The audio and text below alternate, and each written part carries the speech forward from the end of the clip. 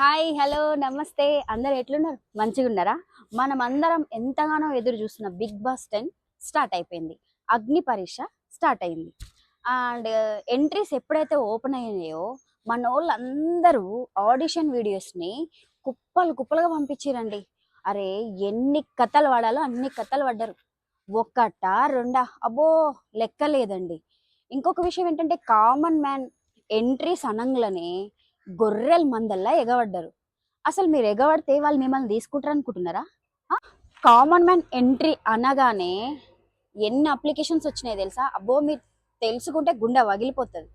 25,000 applications వచ్చినాయి తెలుసా మీకు?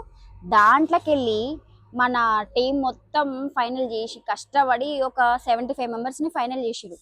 మళ్ళీ దాంట్లో నుంచి ఒక 10-15 మందిని ఏర్కొచ్చారు. పోనీ ఆ 10-15 మందిలో నుంచి ఒక 10 మందినైనా హౌస్లోకి పంపిస్తారా అంటే లేదు. దాంట్లోకి వెళ్ళి మళ్ళీ ఒక 5-6 మందిని మాత్రమే హౌస్లోకి పంపిస్తారంట. ఎంత కష్టపడి మన కామన్ మ్యాన్స్ అంత ప్రయత్నం చేస్తే వాళ్ళు తీసుకునేది 5-6 మందిని. సరే ఇంత కష్టపడి వచ్చిన వాళ్ళని ఏమన్నా మీరు రిజెక్టెడ్ అండి అని చెప్పేసి ఎవరికి తెలియకుండా ఏం పంపట్లేదండి.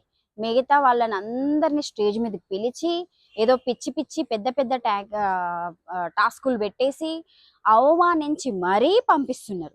ఇది ఎంతవరకు కరెక్టో నాకైతే నచ్చలేదండి. మీకు ఒకవేళ నచ్చిందా నచ్చలేదా కామెంట్ అయితే చేయండి. అసలు తప్పంతా మనదేనండి. కామన్ మ్యాన్ ఎంట్రీస్ అనగానే పొలోమని గొర్రెల మందల్లో ఎగబడిపోతే అసలు మనం ఏం చేయగలం, మనం ఏం సాధించాం, అసలు మన మన టాలెంట్ ఏంటని మనకే తెలియకోకుండా అక్కడ వరకు వెళ్తే వాళ్ళు ఏం చేస్తారు, వాళ్ళ స్టైల్లో స్టేజ్ మీదకి పిలిచి అవమానించి పంపిస్తున్నారు. అది వాళ్ళ పద్ధతి, ఇది వెళ్ళడం మన పద్ధతి. అసలు వాళ్ళకి కావాల్సింది ఎవరు? సోషల్ మీడియాలో బాగా ఫాలోవర్స్ ఉండి వైరల్ అయిన వాళ్ళు కావాలి. అసలు ఎట్లా అంటే వాళ్ళు మంచిగానే వైరల్ అవ్వని చెడ్డగానే అవ్వని, వాళ్ళకి కావాల్సింది వాళ్ళు స్క్రీన్ మీద కనబడితే వాళ్ళ ఫోటో ట్రోల్స్కి వెళ్ళిపోవాలి. అట్లాంటి వాళ్ళని ఏరి ఏరి ఏరి పట్టుకుంటారు వాళ్ళు. మిమ్మల్ని ఎందుకు తీసుకుంటారు చెప్పండి?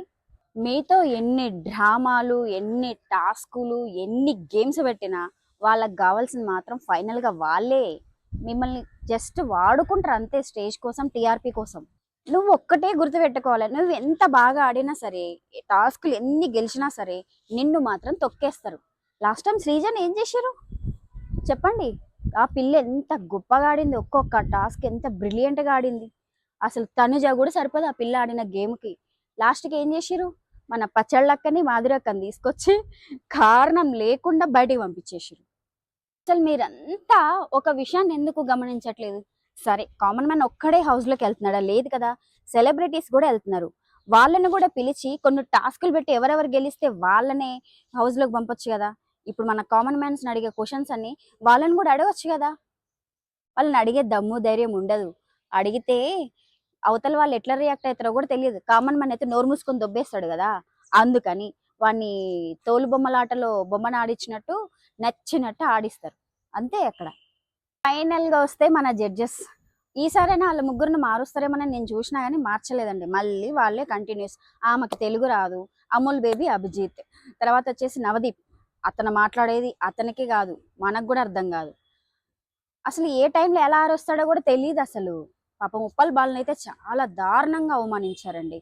ఉప్పల్ బాలు ఒక కుటుంబానికి ఎంత చేస్తున్నాడో, తన కుటుంబం కోసం ఎంత కష్టపడుతున్నాడో. ఒకప్పుడు తను ఒక మగాడు చీర కట్టుకొని చేశాడంటే తను తన కుటుంబం కోసమే చేశాడు.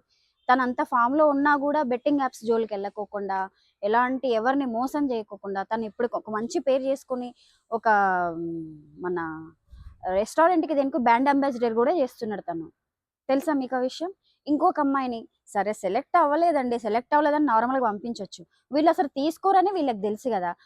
అంత పెద్ద ఫోన్ అంటే నీకు ప్రాణం, నీ ఫోన్ పగలగొట్టు అని చెప్పేసి ఫోన్ పగలగొడితే ఒక కామన్ మ్యాన్గా కదా తన స్టేజ్ మీదకి వచ్చాడు. అట్లాంటప్పుడు ఒక కామన్ మ్యాన్కి ఒక ఫోన్ ఎమోషన్ ఉంటుంది. ఒక ఫోన్ ఎంత కష్టపడి కొనుక్కుంటాడండి. ఈ ఫోన్లు పగలగొట్టే పంచాయతీ ఏందో కూడా నాకేం అర్థం కాలేదు. పిచ్చికి కొట్టుకుంటున్నారండి వాళ్ళు ముగ్గురు. నచ్చిన టాస్క్లు ఇవ్వడం, నచ్చినట్టు మాట్లాడడం, తిక్క చేయడం. ఫైనల్గా అయితే ఒక 5-6 మందిని మన కామన్ పీపుల్స్ని అయితే లోపలికి పంపిస్తారు కదా. మన రైతు బిడ్డని, మన డయానాని అయితే పంపించేటట్టు ఉన్నారు. వాళ్ళిద్దరిని పంపించినా ఓకే, కొంచెం సపోర్ట్ చేయొచ్చు మనం. వాళ్ళు చాలా కష్టపడి వచ్చిన వాళ్ళు కాబట్టి ఓకే. ఫైనల్గా మంచోళ్ళని సెలెక్ట్ చేస్తే ఓకే. వీళ్ళ తిక్క తిక్క నిర్ణయాలకి తిక్క తిక్కోళ్ళని చేస్తే మనం కూడా తిక్క తిక్కగానే జడ్జిమెంట్ ఇవ్వచ్చు. ఫైనల్గా ఏం జరుగుతుందో చూద్దాం. డైలీ అప్డేట్స్ కోసం మన వేద నేచర్స్ ఛానల్ని ఫాలో చేయండి, సబ్స్క్రైబ్ చేయండి. ఓకేనా గైస్, బాయ్.